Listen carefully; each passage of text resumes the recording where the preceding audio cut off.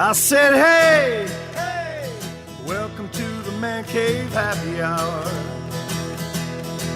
I said, hey, hey, welcome to the Man Cave Happy Hour.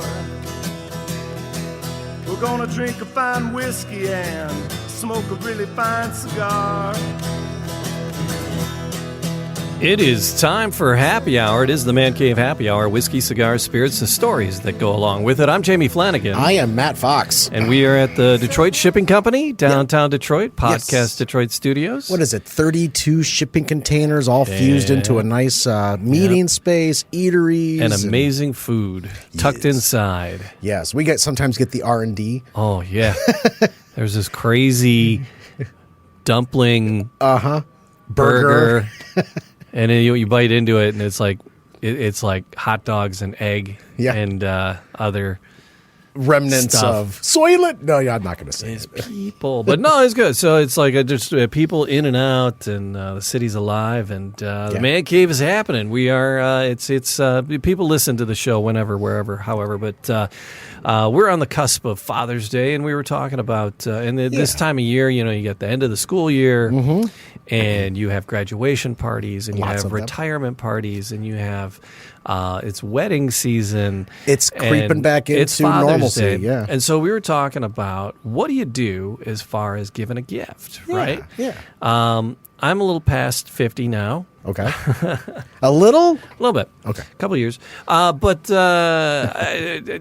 had a big 50th birthday party, right? Yes, and you did. People brought bottles. They did. And I was gifted several bottles, yes, which was fun. There's 2 that I haven't finished yet. Wow. And it's been 5 years. Wow. But they're special. They're nice bottles, and I've kind of just stretching them out, only pulling them out for special occasions. So, right. They're swanky, sweet bottles. So, but what do you give? What is the etiquette for giving a bottle? Be it wine, be it craft beer, be it a vodka, a gin, or a whiskey spirit, bourbon spirit. What are the etiquettes? And the guidelines for that, and there are some things to keep in mind when you dive into gifting. And, right. I'm trying to think the best bottle I received. But while we do this, Yeah.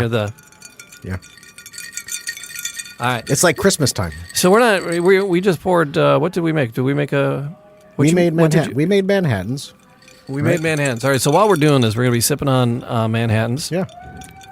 And this is made with 4 roses, small batch, and a vermouth that we're not going to talk about. Right, man. We learned some lessons on the last episode, and yet have not updated our pantry. Well, it's still almost a full bottle. So fair enough. It's going to take me a while. Cheap. Throw it out. Start over. Yeah. Right. All right. So we're way too thrifty for that. So that's what we're sipping on. So we're drinking 4 roses, Manhattans, while we do this and talking about that.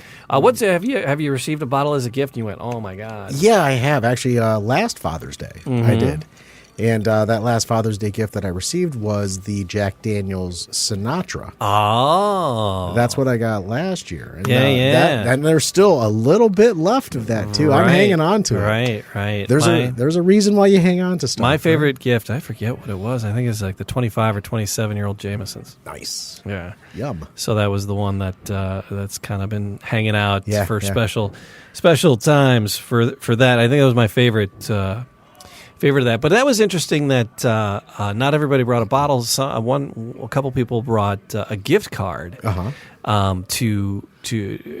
for a liquor store, and which was neat because I could combine them, right, and get a ridiculous bottle, right. So I did that. Did you? Yeah. I combined them and I got a ridiculous. I forget what it was. This was 5 years ago. I forget what it was. But I got a more expensive bottle than I would have just jumping into a store. I usually keep my limit. For me personally, 30, 50, 60 is usually kind of, if it starts getting over 60, it's got to be something special that, Tony or Joe at Keiko's or Tony at the Wine Garden are talking me into, right. Or some screwball from one of the bourbon clubs. It's like, we got a barrel, you got to do this. And I get suckered in the excitement of, putting my name in the raffle. And I'm like, oh crap, I won that. How much was it? $79.99? Out the door. Damn. Yours. Dang. All right. Should have checked that price before I jumped into that lottery. But when giving a bottle, you don't always have to go super expensive. You have your own budget, and you have to pay attention to that. But you still want to do something nice. But there are some really, really great bourbons and whiskeys out there. Yeah. And even some distillates, even if the person isn't a big whiskey or bourbon. Right. Maybe they might be a rum person or a vodka person. So there are really great distillates out there that you can give as a gift. But what I had found we actually researched stuff for today's show. We did. What did you find? Well, I actually found online, according to the Bow Street Market, they're actually out of Maine, out of Newport, Maine. Okay. And they gave us the 8 best bourbons for Father's Day. Okay. So after we talk about these 8 best bourbons for Father's Day, we're going to talk about the do's and don'ts. Yeah. Of spirit giving etiquette. Yes. So we'll do that. But so tell me these 8 bottles. All right. So there's different variations according to what Bow Street Market said here. So So you have your hardworking dad or your sophisticated dad. You got to know your audience. Your adventurous dad, or your dads who love local, right? So there are some people that really want to support local. Mm-hmm. So actually, the list that I have here, being that it's out of Maine, I have the locals there. But we also looked up some of the local spirits distillates here in Michigan. We did all kinds of research. I kind of did. So a few of these we've actually tried. Yeah. All right. So for the hardworking dad, for the hardworking fathers that are out there, Woodford Reserve. Okay. Based on where you are, what state, it's $35.99. If someone is not a bourbon aficionado, right, they will be pleased with that.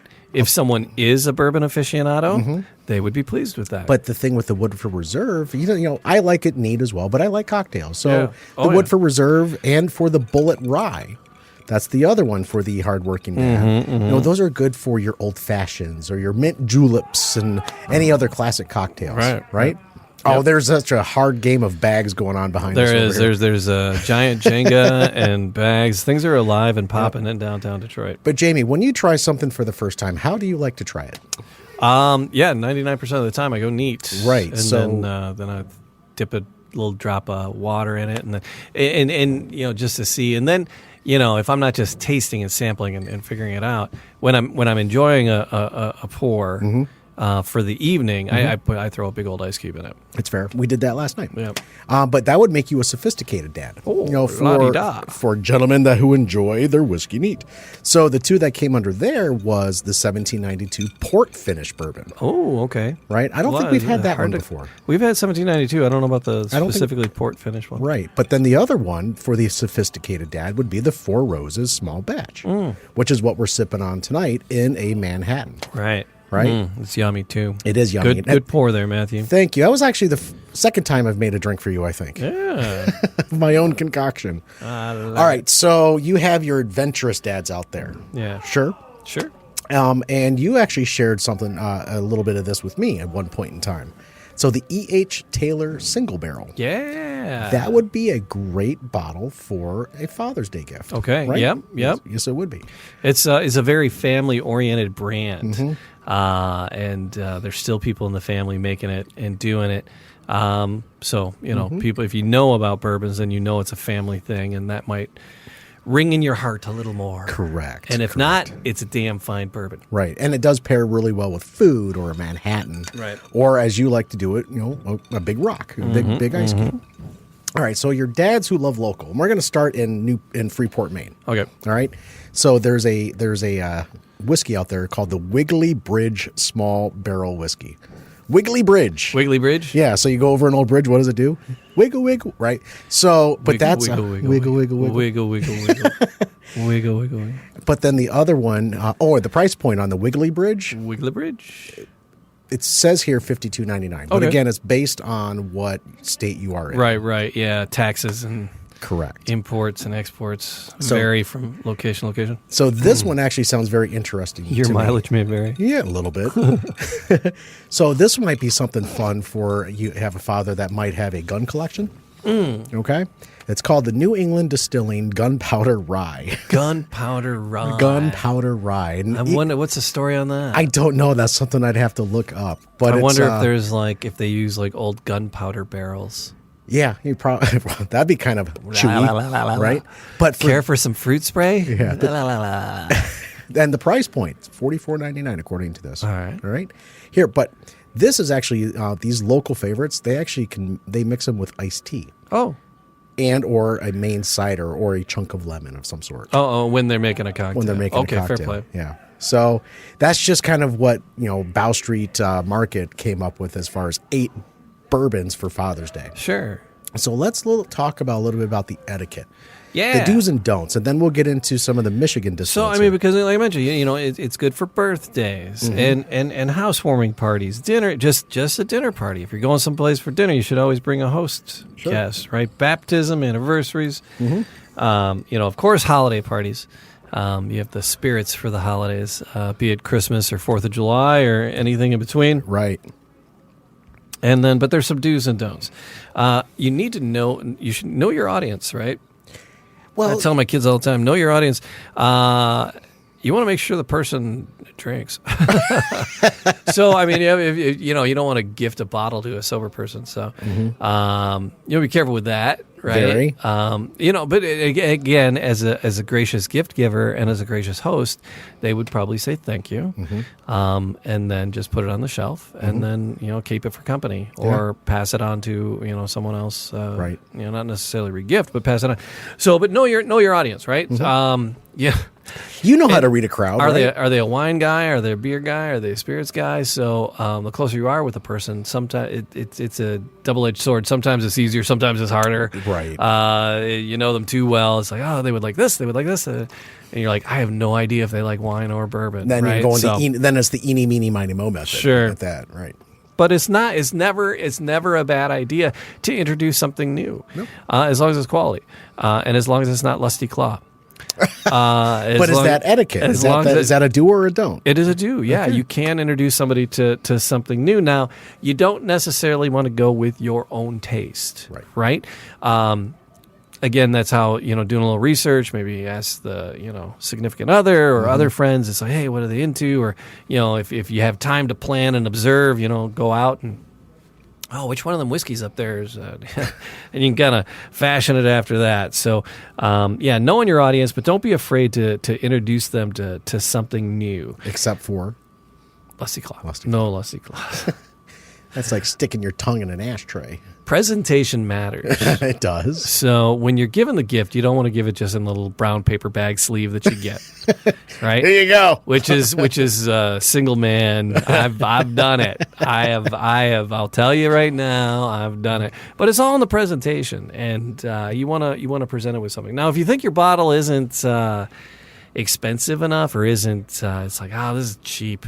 Well, you can doctor it up with some accessories, right? Yeah. And then bundle that into a nice package or bag. Some glasses that they can use to make the cocktails that the spirit is aimed for, or nice wine glasses, especially for birthdays. Like a monogram glass, is a nice gift for a birthday. To go along with the wine. Engraved on it. It's like, it's like mine. Get the hell out of here. This might not be coffee, right? Or whatever. So pairing it up. So the presentation is important. So not the brown paper bag. Correct. Right? So you want to tie a bow on it or get a little gift bag or even, if it's more of and again, the event will dictate what you do, right? So right. How if you're just going for a dinner party, you don't have to make a big basket, But if it's a larger occasion, you dial it up even more than normal. So make sure the presentation is there, right? So a gift bag, holiday card to go along with it, and pairing it with something. So you can pair it with, like I said, glasses, or even like some little food items that pair well with some cheeses, what you're presenting. Some chocolates. Yeah. Cheeses, hard to go wrong with chocolate, right? Some people are lactose intolerant, chocolate's evil, but So again, that's knowing your audience too plays into that. Even a shaker, a nice, aluminum shaker almost. Would that be a good side item? Yep, for sure it would be. And what is the thing that you call it when you mash it up? The muddler. The muddler. Yes. I don't know if it's a muddler, but you muddle things. The beater. I don't know. It's a beater. All right, so. Another thing you can do, Harry. yeah, another thing you could do is suggest recipes and give them the mix-ins for, like, you could give them the Luxardo cherries and the bitters and a vermouth, and do a whole package of the spirits along with the mix-ins for a particular cocktail, and then a nice recipe printed out or written out for them. Yeah, which is another nice, stepping it up, right? Mm-hmm. And again, but if it's a simple dinner party, just not in the brown paper bag, but there you go, here's that bottle. And don't pull the little bottles out that you got on the airplane either. Exactly. And then, like you mentioned, doing something local, especially if it's a guest in from out of town, or if you're leaving town and going there, you got to be careful shipping alcohol, right? So it's not like they're having this wedding, I'm going to mail them a bottle of this. That gets a little tricky. But if you're going somewhere and you're going out of town to bring some flavor from your region to them, or if they're displaced Michiganians, or if they're displaced from your state of wherever, it's a nice little and then you could package it up with some Better Made chips and some Sanders fudge and a little 6-pack of Vernors. I drive by the Sanders place frequently, and every time I drive by it, I just smell the chocolate. Yummy. Exactly. So here's some don'ts on the alcohol giving. Don't do just what you like. No. We snakes and sparklers. Snakes and sparklers. It's not just what you like. It's what other. Who knew Joe Dirt was so wise? All right, he was wise beyond his years. Yes, wise beyond his mullet. Being thoughtful counts, right? So you might like a particular brand of whiskey, but they or may not be a whiskey fan. So again. Find it out about them. Refrain from giving a bottle when you can't give it in person, because that just gets tricky and crazy. And don't feel, I mentioned this already too, don't feel like you have to break the budget. You don't have to. You don't have to break the bank. I was just at Keiko's before being here, and he had a bottle of this Black Saddle. I want to. Interesting. I want to get it before it's out. And he's like, it's like better than Eagle Rare 10, the aged Eagle Rare. And it's, half the price. Right. So, I was thinking, it doesn't have, you don't have to break the bank to impress people. You have your own budget, stick to it. Mm-hmm. We talked about that. If you end up going overboard, then that other person may feel obliged, like, Sheldon from The Big Bang Theory. I have to get you something of equal or more value now. Right. So you got to be careful. Yeah, that bazinga! It's you gotta. Can you do that again? Bazinga! I'm probably not even saying it right. No, you still said it. It's still funny as hell. So that's gifting etiquette for spirits, and bourbon. So like I said, it's right before Father's Day. School just let out, right, and people are moving. You got housewarming gifts, right? Sadly enough. Not one teacher gift bottle of bourbon for me this year. Really? I was really hoping to get... well, your students they can't. Well, parents send that stuff. Oh, okay. Parents send that stuff in. Mr. Flanagan, I bought you a bottle of bourbon. I'll get coffee cards from like Tim Hortons and Starbucks. Oh, really? So you get like a little $5 gift card for a con. It's cool as hell. Yeah, thank you. Yeah. Aw. Let's make that D- a D. Let's bump that up there. Let's bump that up. It's always the kid's failing too. It's either the valedictorian or the kid that's failing. There's no in between. That's who's gifting. There? Yeah, that's it. There's one praying for a miracle, and the other one is got some class and style. So. That's pretty funny. It's very funny, but no bourbon. I have yet to be. I'm waiting for it. Yeah, I'm waiting for it. My district. Yeah. I took this off my dad's shelf, Mr. Flanagan. Here you go. Or just like a parent on the side out in the parking lot. Hey. Jeez. That's great. I'll see you in the parking lot. Uh-oh. Today in the news. Oh, crikey. So let's get into something that is near and dear to our hearts. Yeah, what's that? Well, we like local. We enjoy meeting local folks, local distillers, local people that are in the industry. That is one of the things that we kind of evolved into on the Man Cave, was getting to know these master distillers and these people, the brains behind the operation, right? And each and every one of them so far that we've met have just been so cordial and nice. It's been amazing. It is like a brother, like Tony at the Wine Garden. It's the brotherhood of the barrel, right? And it really is. It is such a little family. All right, but anyway, what were you? No. You keep going, please. No, that's all I got. So one of our first few episodes, we met a few gentlemen from Holland, Michigan. And it was Coppercraft. They were good-looking dudes, man. If you go back to that episode, you were enamored, dude. He was a handsome dude. But the fun thing about Coppercraft in Holland, Michigan, is that it's a dry county. Oh, right? Yeah. At one point, I think it was. Is it still? Yeah, they can produce, but they can't sell it there, maybe, or something. That would be crazy. That's very possible. But there's the Coppercraft distillery does some really amazing things with their bourbon. Oh, okay. Right. Tell me about it. Well, it's not just their bourbon; it's also they have the gin as well. Yeah. They have a lot. They have that, but they can do their infusions. They do the Michigan cherry juice. They do a fresh squeezed lime juice right here from the state and what have you. So, awesome. And they make some pretty nice, refreshing summer cocktails. But there's another one that we have visited, and we actually had one of the owners on with us when we were at down here above Hockeytown Cafe. Yes. Right? Yep. And it was Mike Forsyth from Detroit City Distillery. Detroit City Distillery. Yes. They've been doing just crazy, because you got to be, you got to keep it interesting to compete against the big dogs. Yeah. And they do. And the master distiller, he's got a degree from Michigan State and from U of M, right? So as you had said, he's a mad scientist. Very mad scientist. But it's all Michigan grown. It's Michigan grown grain. And the tasting room is right downtown in Eastern Market. And it's a beautiful little spot. Yeah. And there's no TV in the place because you're there to have a cocktail and have a conversation at the same time. Yes. And I still remember that consciously caffeinated drink that we had. Ooh. That thing was, I'm still jittery from that. Yeah.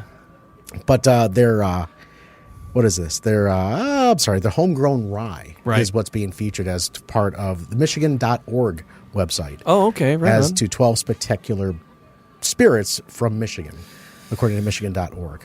We got tell me more about that. You got more on that? What do you want to know? I don't know. whatever you were gonna tell me about it. Well, I'm gonna get into some other ones. Fair play. Right? Is the beer barrel one in there? Not beer barrel bourbon. All right. I can't. No, it's not. Keep going. Not. But here, okay. So we're gonna get into some that we have not had before. Sure. So let's get into getting up here. Valentine. Right. Valentine's got a. I've had it. Right. I have not. I bought this 2.5 years ago when we were at the Comic-Con and we were going to drink some gin. Okay. With Nigel. No, not Nigel. Oh, I can't remember. Harry Potter dude. Anyway. So, I know who you're talking about. Yeah. So we're gonna. He was English and he likes gin. So we're gonna do some gin. So I got their Pingree, whiskey barrel finished gin. And we still haven't cracked it. It's sitting on the shelf. One of those for just a taste, and we haven't cracked it. It's been sitting there for 2 years. And we haven't. It's like because we've had so many other things to taste.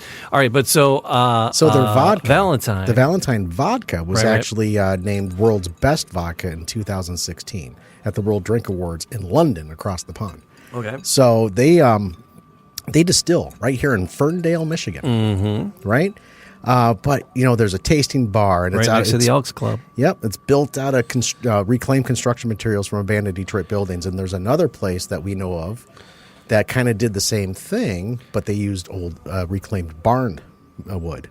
Who did that? Motor City Gas. Oh, yeah. With Rich and company over there. Yep. Are they on that list of? They're not yet. Okay. But I would put them up there in the one of the 12 best. Because, Rich has got great stuff. Oh God, he does. It's just Lockwood, right? Stuff. Rich Lockwood. Mr. Rich Lockwood, yes. But there's another one, and this is the last one I'm going to leave you with tonight. And it's from Sutton's Bay, of all things. Right. The fun thing about the Sutton's Bay is that there is a pear inside the bottle. A pear in the bottle. A pear in the bottle. There's a mouse in my beer, eh? We get a free case. I found a mouse in my beer. But it's That's their Black Star's pear, and it's a spirit brandy. Not, and we've talked a lot about, vodka and bourbon and whiskey, but we never really got too much into the brandy side. Right. But it's really nice for an after-dinner drink and fun to cook with. And you can actually soak it in some other fruit, from some fruit salsa, and you can muddle it in there as well. So I'm just curious as to how they get the pear in the bottle. Right. Right? So that is just a few of them around Michigan. So now there's another one out of New Holland, and it's beer barrel spirits, beer barrel bourbon, beer barrel whiskey, beer barrel rye, beer barrel bourbon. And they sent us a bottle. Okay. A small, a 350. Okay, fair. Not a shooter, but the 350, so a pint basically. So yeah, they sent us the 350 milliliter to try, and again, that has been since we started the show. That Really? was like right at the very beginning. It was like shortly after we did that very first whiskey event, and then reached out to them. And we just had an impossible time of coordinating with the distiller to get them on the phone to do an interview. And I've just held on to the bottle because I was like, I want to talk to somebody before we have it. Right. And then it's been sitting. And I'm like, oh my God. It'll keep so and keep and keep. Yeah. So again, out of New Holland, another. Well, I don't know if it's good or not because we haven't tried it yet. So that's on the agenda. But gifting the locals, right? One, you're supporting local. Yep. Two, you're supporting the spirit community. And three, you're making your friend happy. Yeah. So it's a win-win-win.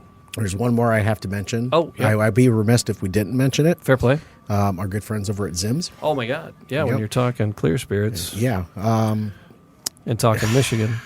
They, I mean, it's from Poland, but they're Michigan boys. It's a Michigan company. It's a Michigan. Bruce and Terry, just the most, two generous, very generous young gentlemen. I say young gentlemen. That was kind of a misnomer. Yeah. I'm kidding, fellas. I'm kidding. But probably enjoy that title.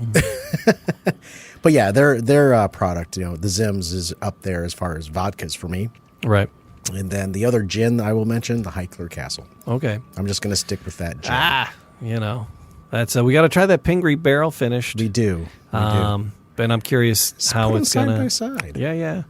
Yeah. It'll definitely have different tastes. But local, and that's what this is. That's what part of this is about. Local gifting, support locals, local gifting. And they'll appreciate you for it. That'll do it. And then ask that person at your favorite honey spot. Right? Is it called Honey Spot? Sure. Is that what it is? Sure. Anyways, What spot? Honey spot? What?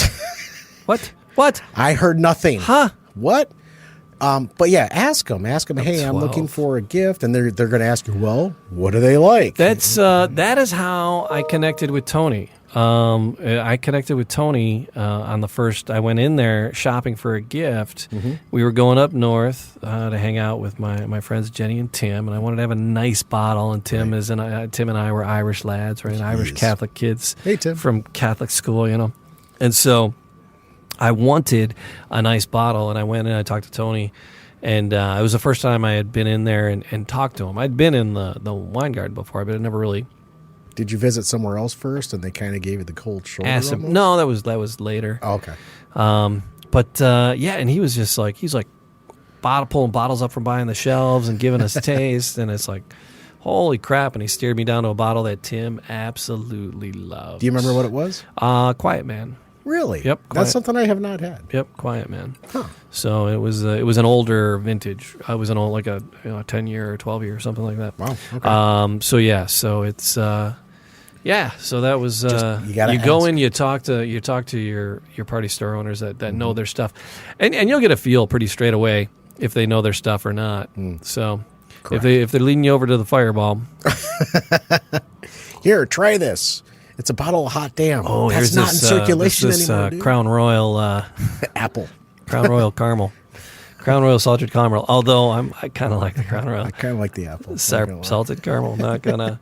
One of my nephews, right, early 20s, brought over for Christmas the Crown Royal salted caramel. Right. And I'm like, I'm like pish posh, ooh, and turning my nose up, and then, I was like, well, right. There's whiskey in the house. I gotta try it. So, and I was like, oh, hey, wait a second. My Dad kind of likes this a little bit. My middle daughter, over the pandemic, brought home a bottle of Crown Royal apple. And I had never had it before. Oh, okay. And so I had heard that you can mix it with Verner's or Canada Dry. And I tried it. I didn't hate it. It was sweet. Don't get me wrong. The back of my teeth were, tightened up because of the sweetness. But still, it was just fun at that point. Yeah. So, but Jamie. Yep. Happy summer. Happy Father's Day to you. Yeah. Whenever people are listening, happy whatever holiday is closest to you right now. Yes, sir. And happy Father's Day to you as well. Yeah. And everybody, thanks for following along. Make sure you follow wherever you're listening or subscribe or whatever the button tells you to do that. Right. Comments are accepted almost everywhere. So comment, positive comments, not any comments. Keep it positive. Keep it positive. Hey, you know what? Don't keep it positive. No, we like that feedback. Say anything. So then we can make fun of you after the fact. Say anything. And then if you want to get a T-shirt that says, "Get the funk out my face." Wearingfunny.com, baby.